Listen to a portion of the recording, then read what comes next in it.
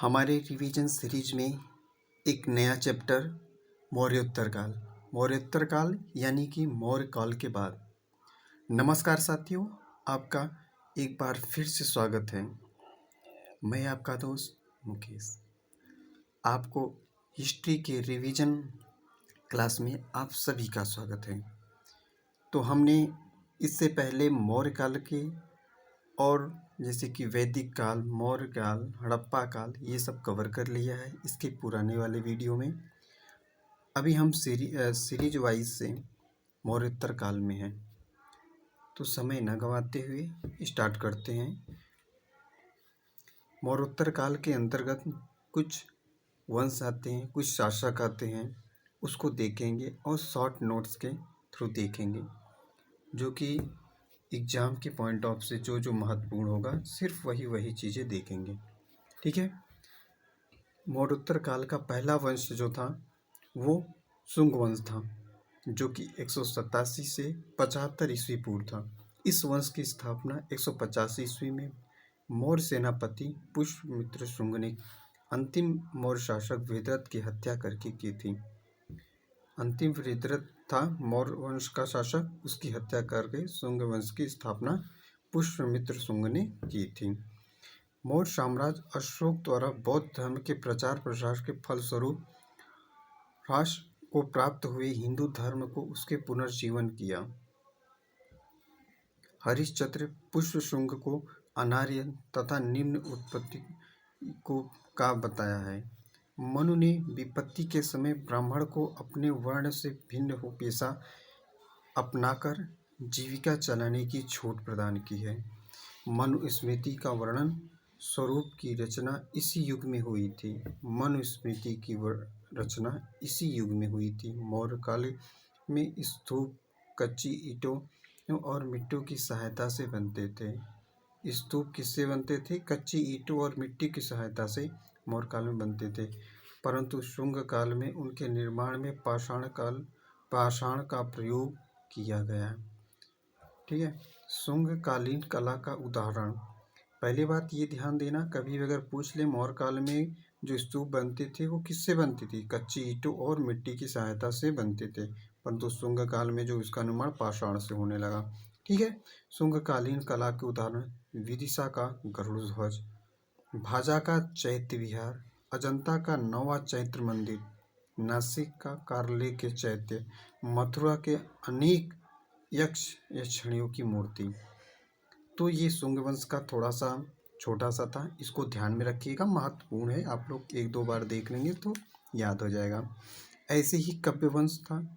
शुंग वंश के अंतिम शासक देवभूत की हत्या करके उसके सचिव वासुदेव ने 75 ईस्वी पूर्व में कव्य वंश की नींव रखी। ठीक है। इसको बस इतना याद रखना है कि किसको मारकर? देवभूति, मतलब शुंग वंश के शासक देवभूत की हत्या करके वसुदेव ने कव्य वंश की स्थापना की थी। उसके बाद आंध्र सातवाहन वंश।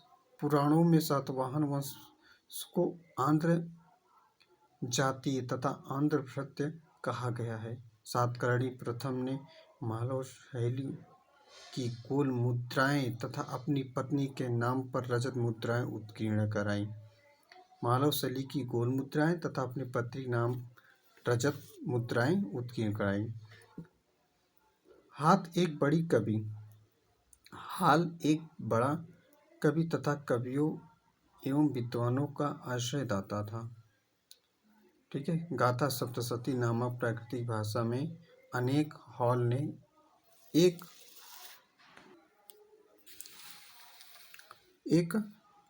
काव्य की रचना की थी। उनके बौद्ध संघ को अजकालकीय तथा कार्ले के विभूति संघ को करजकल नामक ग्राम दान किए थे। ठीक है। अब देखना सातवाहन युगीन संस्कृति कैसा था। सातवाहन युगीन जो संस्कृति था वो युग में दक्कन की भौतिक संस्कृति के स्थानीय उपादान तथा उत्तर के वैश्विक दोनों का मिश्रण था। ठीक है। सातवाहन के स्वर्ण का प्रयोग बहुमूल्य रूपों के रूप में किया, क्योंकि उन्होंने कुषाणों की तरह सोने के सिक्के नहीं चलाए। कुषाण में सोने के सिक्के चले थे। लेकिन सातवाहन में सोने के सिक्के नहीं चलाए। उनके सिक्के अधिकांशतः शीशे के थे। आप पूछ ले कि सातवाहन काल में कौन से सिक्के चले, तो आप ध्यान देना कि शीशे के सिक्के चले। ठीक है। उन्होंने प्रोटीन, तांबे तथा कांसे की मुद्राएं चलाई। प्लिनी ने लिखे कि पूर्वी दक्कन में आंध्र प्रदेश में दीवार के घिरे 30 नगर थे और बहुत सारे गांव थे। प्लिनी ने लिखा। सामाजिक संगठन में बात कर लें तो सामाजिक संगठन जो है वो सातवाहन दक्कन के एक कबीले के लोग थे, लेकिन वे ब्राह्मण बना दिए गए थे। ठीक है।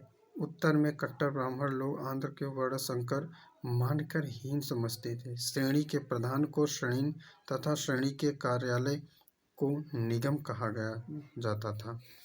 ठीक है ना। अब यहाँ पे मरणोत्तर काल का थोड़ा सा और है, जिसमें सातवाहन का है, जिसमें कि भड़ौच सातवाहन काल के प्रमुख अंतर्राष्ट्रीय बंदरगाह एवं व्यापारी। भड़ौच क्या था?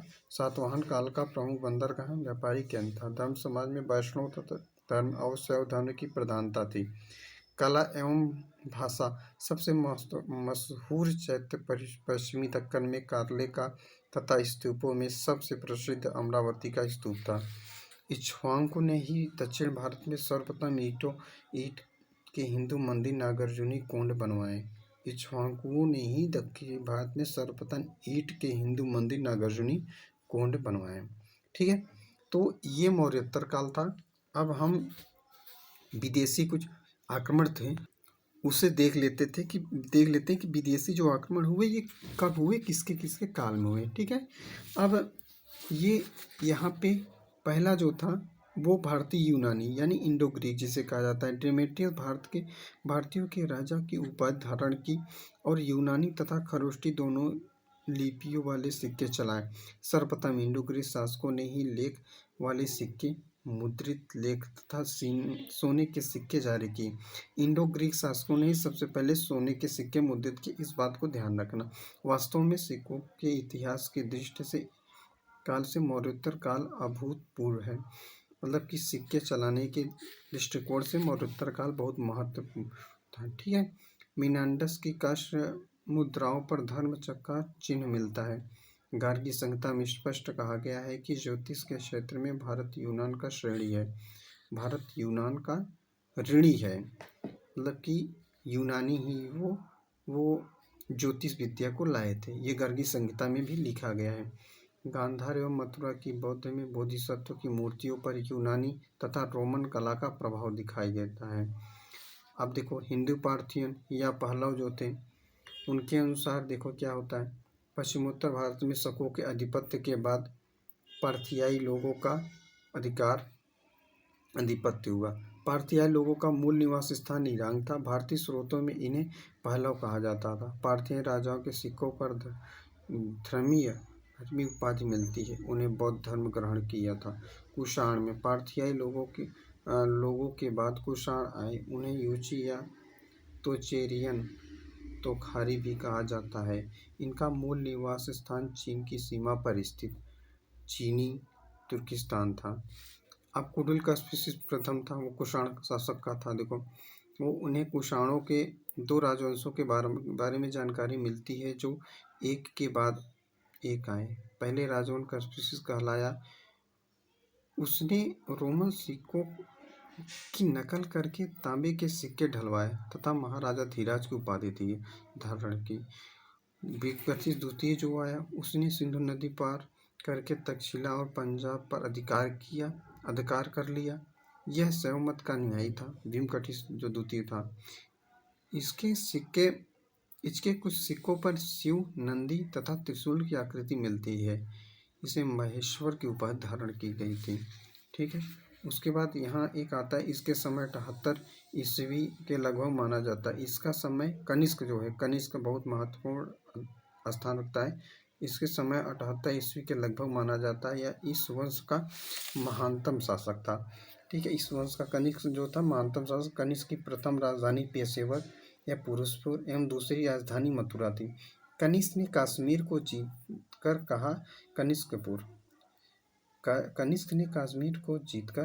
कनिष्कपुर नामक नगर बसाया। कनिष्क ने ही कश्मीर को जीतकर कनिष्कपुर नामक नगर बसाया। कनिष्क द्वारा जारी किए गए तांबे के सिक्के पर उसे बलि वेदी पर बलि करते हुए दिखाया गया है। कनिष्क वही तांबे के सिक्कों पर। अब विष्क जो था ये के समय कुषाण सत्ता का प्रमुख केंद्र पेशावर से हटा के मथुरा कर दी थी। विष के सिक्कों पर शिव, स्कंद तथा विष्णु आदि देवी देवताओं के आकृति उत्कीर्ण मिलती है। कनिष्क कुल का अंतिम महानतम शासक वासुदेव था।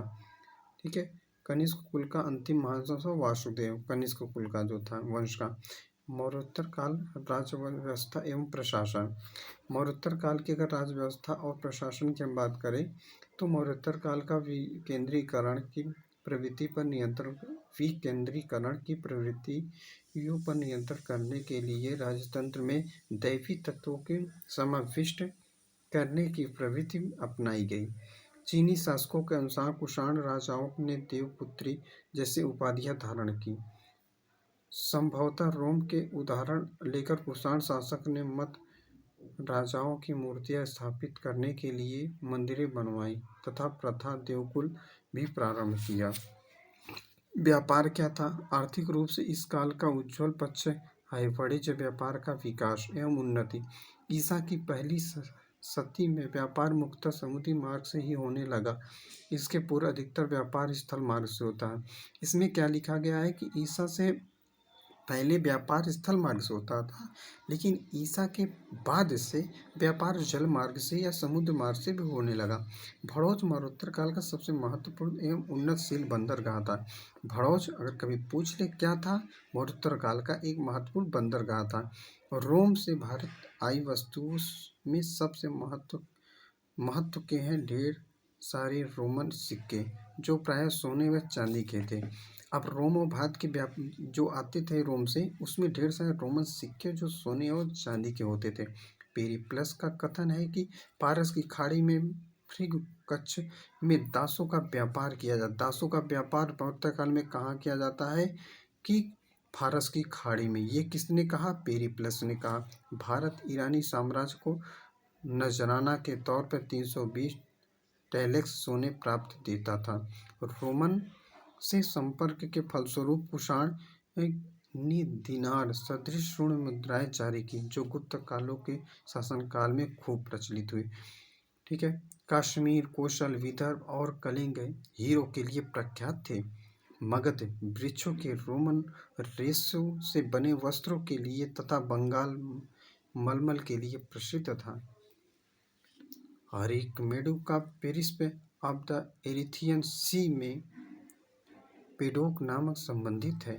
एरिकमेडु को पेरिप्लस ऑफ द एरिथियन सी में पेडोक नाम से संबोधित किया है। इस काल में उज्जैनी उत्तर दक्षिण एवं पूर्व पश्चिम में मध्य में व्यापारियों केंद्र के रूप में सर्वाधिक प्रसिद्ध था। तक्षशिला विभिन्न दिशाओं में आने वाले माल के संग्रह के स्थल के रूप में प्रसिद्ध था। तक्षशिला जो है वो विभिन्न दिशाओं से आने वाले माल के संग्रह के स्थल के रूप में भी प्रसिद्ध था। यानी कि तक्षशिला में हर दिशाओं से सामग्रियां आती थी। वाणिज्य एवं व्यापार की हम बात करें तो वाणिज्य एवं विनिमय की मुद्राओं का प्रयोग मौर्योत्तर युग में सबसे बड़ी देन मानी जाती है। श्रेणी एवं नियम पुग, श्रेणी, निगम, पुग, सर्ववाह आदि व्यापारिक संगठन थे। उसके बाद स्ट्रैबो के अनुसार स्ट्रैबो जी कहते हैं कि यदि कोई व्यक्ति किसी हस्तशिल्प के हाथ या आंख को क्षति पहुंचाता था तो उसे मृत्युदंड दिया जाता था। मौर्योत्तर प्रशासनिक व्यवस्था में व्यापारियों एवं शिल्पकारों की श्रेणी का बहुत ही महत्वपूर्ण योगदान था। मौर्योत्तर काल के नगरों में विभिन्न प्रकार के सिक्कों का प्रचलन था। यानी कि मौर्योत्तर काल में बहुत ही प्रकार के सिक्के चलाए जाते थे। जैसे सोने के सिक्कों को निष्क या स्वर्ण या तथा पल कहा जाता था। फिर से समझिए कि सोने का जो सिक्का होता था उसे निष्क, स्वर्ण तथा पल कहा जाता था। चांदी के सिक्के को वहाँ पे सतमाल कहा जाता था। उसके बाद हम अगर बात करें तांबे के सिक्के को तांबे के शुष्कों को काकड़ी कहा जाता था। 4 धातु सोने, चांदी, तांबा एवं शीशे, चार धातु सोने तथा शीशे के कांसड़ पर नामक सिक्का बनता था। संक्षेप में कहा जाता है कि निगम का प्रधान श्रेणी होता था, श्रेणी का प्रधान प्रमुख होता था, पूप का स्थान ज्येष्ठक होता था। अब समाज एवं धर्म को पढ़ने से पहले हम थोड़ा सा कौटिल्य शास्त्र के उल्लिखित मौर्य के मंत्री की बात कर लेते हैं। मंत्री व पुरोहित, ठीक है। पहले स्थान पे जो मंत्री होते थे, मंत्री एवं पुरोहित होते थे। समाहर्ता दूसरे स्थान पर होती, संधाता तीसरे, सेनापति चौथे स्थान तथा युवराज पांचवें। प्रतिष्ठी न्यायाधीश फौजदारी होती थी। नायक होता था व्यवहारिक। नायक क्या होता था? सेना का मुख्य संचालक होता था। व्यावहारिक क्या होता था? न्यायाधीश दीवानी होता था। कार्यांतिक विभिन्न कारखानों का संचालक कार्यांतिक कहलाता था। मंत्री परिषदाध्यक्ष होते थे। दंडपाल होता था जिसे पुलिस मंत्री कहते थे। अंतपाल होता जिसे सीमा मंत्री कहते थे। वहीं पे दुर्गपाल जिसे कि गृह रक्षा मंत्री कहा जाता था। नागरिक जिसे नगर का शासन अधिकारी कहा जाता था। प्रशासक जो था राज्य की आज्ञा से संबंधित माना जाता है। व्यवहारिक राजद्वार का प्रधान अध्यक्ष माना, अंतर्वर्षीय अंगरक्षकों का प्रधान माना जाता था। आंटविक जंगल विभाग का अध्यक्ष माना जाता था। ये मौर्य कौटिल्य के अर्थशास्त्र के उल्लिखित मौर्यकालीन जो मंत्री थे वो हैं। अब आइए हम जो धर्म और समाज एवं धर्म की बात करते हैं, तो यहाँ पे कुछ धर्म और समाज कहा जाता है। मन के अनुसार शूद्रों का कार्य 3 उच्चतम वर्गों की सेवा करना था। यानी मन के अनुसार जो शूद्र होते थे वो 3 उच्चतम श्रेणियों की सेवा करते थे। कौटिल्य ने चांडालों के अतिरिक्त अन्य सभी वर्ण जातियों का शूद्र माना है। कौटिल्य ने चंडालों के अतिरिक्त अन्य सभी वर्ण जातियों को शूद्र माना है, ठीक है। उसके बाद धर्म के अनुसार कौटिल्य ने भी 4 वर्णों की व्यवस्था निर्धारित किया। धर्मशास्त्र के अनुसार कौटिल्य ने भी 4 वर्णों की व्यवस्था का निर्धारण किया। भक्ति भावना के पुट का उदय इस काल में विशेष रूप से हुआ, ठीक है। भक्ति भावना के पुट का उदय इस काल में विशेष रूप से हुआ। अब कला की बात कर लेते हैं, तो कला में इस काल में कला का आधार मुख्यतः बौद्ध धर्म ही था। कनिष्क के शासनकाल में एक के क्षेत्र में 2 स्वतंत्र शैलियों का विकास हुआ, जैसे कि गांधार। और कनिष्क के शासनकाल में कौन कौन सी शैलियों का विकास हुआ ये हम देख लेते हैं। पहला हुआ गांधार, ठीक है, और गांधार कला और मथुरा कला। अब हम यहाँ थोड़ा देखेंगे गांधार कला और मथुरा कला क्या है। गांधार कला इस शैली को ग्रीक शैली एवं बौद्ध शैली भी कहा जाता है। इसका सर्वाधिक विकास कुषाण काल में हुआ। इस काल का विषय वस्तु बौद्ध परंपरा से ली गई थी, किंतु निर्माण की